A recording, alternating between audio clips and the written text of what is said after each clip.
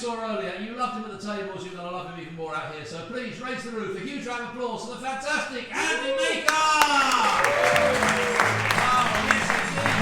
Take it away, Andy. Thank you. All right, how's everyone doing? Yeah. Excellent. Well, my name is the great Andy. In fact, one minute here, I got branding, and I'm gonna put that together. I'm all excited about tonight because this is my first set here at the Magic Soiree, and I actually went out and I wrote a press release. I had an article written about me in the paper, and what I figured I'd do is maybe I'd just read you a couple of the headlines if you don't mind. It was a great write-up, and oh wait a minute, those were sports scores. Well, hold on a second here. That's the wall side window. I'm sorry. Hold on a second here. I know, Keith, this is embarrassing. I thought I had this all set with the. That's not right either. I got a couple others. You know what? Hold on here. I got this. That's the Lions game.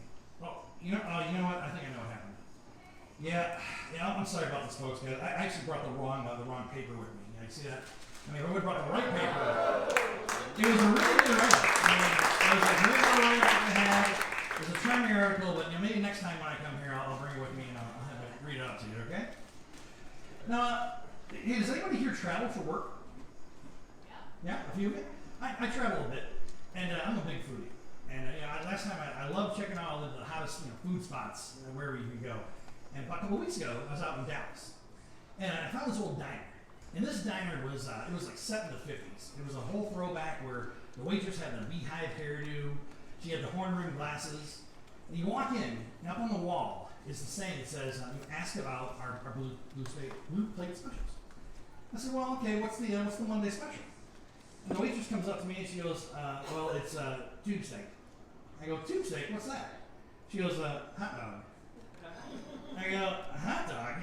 Well, I don't want a hot dog. Well, what's the Tuesday special? She goes, tube steak. I go, well, good thing it's Wednesday. What's the Wednesday special? And she says, oh, tube steak.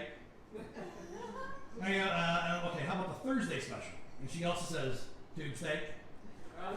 Finally I go, well, all right, let me guess. What about the Friday special? I go, no, don't tell me. It's Tuesday. She goes, no, it's fish. That's like a messy thing you gotta put around here somewhere. I'll put that over there. But folks, I always wanted to be in show business. And the sad part though is I can't act and I can't dance. You don't want to hear me sing. So I figured, hey, I'm going to be a magician, And like every young kid, you want to be a magician, you go to magic school. And now a lot of people, you've heard of Hogwarts. Well, I went to Hogwash. Hogwash was one of those cheaper end magic schools. They cut a few corners. And that's why, one of the tricks I always wanted to learn was the secret of the vanishing knot. And let me show you this here. And the secret of the vanishing knot, the whole idea was you take a silk, and these guys were kind of cheap, so they like to cut a few corners. But now the problem is they use such cheap materials that whenever you try to tie a knot into this, you get one knot that looks like that. But that there is not a vanishing knot. See, what that's called is a slip knot. Because you see that when you pull on it there, the knot actually just slips right off the silk. Imagine this. You're just trying to tie this thing, right? You're coming around and you're trying to get a big old knot in this thing. And I can get a knot in it like that. And but that still is not a vanishing knot. Because remember, you give it a pull here and it turns into a little slip knot. And I'll do it one more time here. Because this was just a horror to a young 12-year-old kid trying to learn a magic trick to make this thing vanish. But no matter what I would do, I try to get a knot out of this, and it turns into a little bit of a slip knot. But the real kicker with this trick is anytime I would do it, I'd always have to get a new silk. You see that? These cheapskates, you would have just invested in the right material. It would have been great.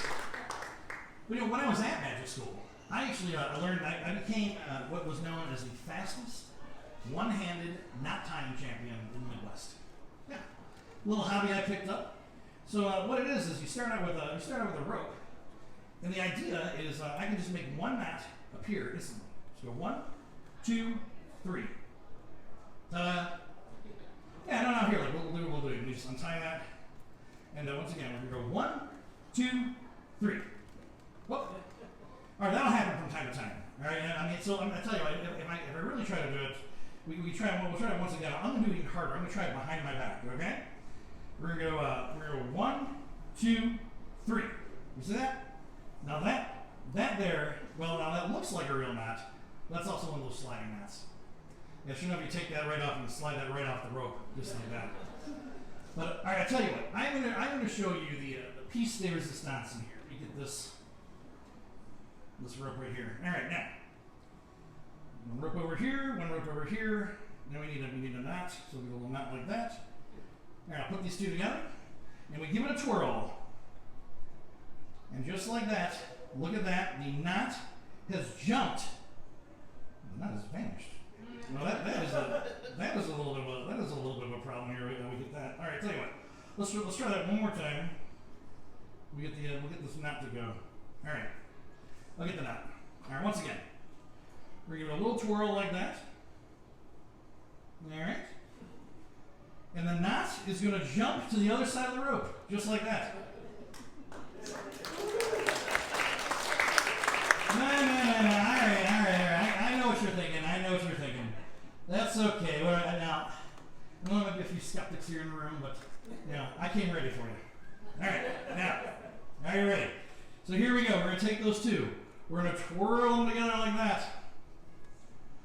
All right, and see, just like that. Sure enough, on the count of 3, you're gonna see those ropes as they separate. As they'll jump across. Look at that. You see that there? Now, the other problem with this trick is every time I do this trick, the white rope gets about that much shorter. It's a huge pain. I go through a lot of these materials. Well, I got one more item to show you here, because one of the things that I learned in magic school is they teach you a number of card tricks.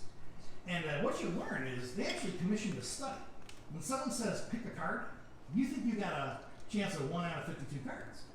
Well, what the study showed is there's actually 5 cards that an audience member will pick.